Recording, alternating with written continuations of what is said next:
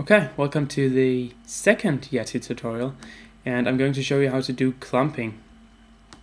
And actually the scientist behind this is Sophie Refshauge, who showed me how to do this. Okay, so say you want to do fur on a bear, for instance, and you want to control where it's clumping, because obviously the fur doesn't clump as much in the face as it does around the feet where it steps in mud and everything. So we want to control this, and I'm just going to set up, as you can see I'm in the middle of this, setting up a fur on my ball. And so I'm going to use a clumping node, and I'm going to use an attribute node.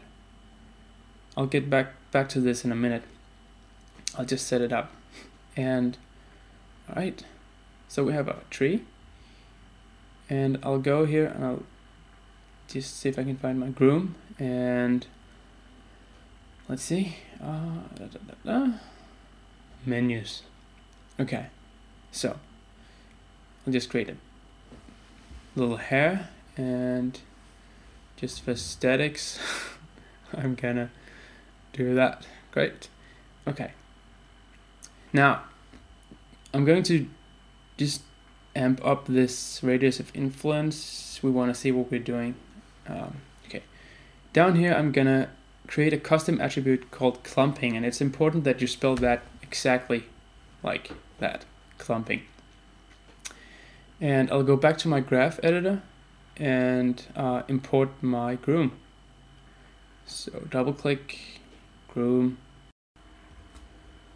Right, then you double click on your attribute node, and you're going to write clumping here, and go down to groom attribute, write clumping, and check off the sample groom. Now go to mapping and check off that box, and clumping here, clumping there, and we're done.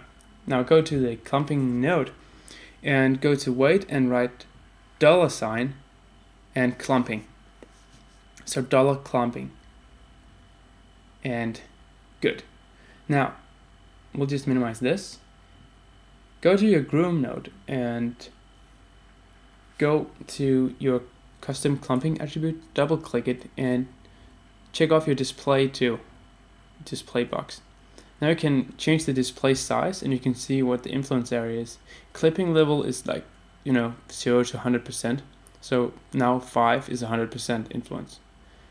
So I'm just going to set every strand to value of 0, so none of it affects clumping.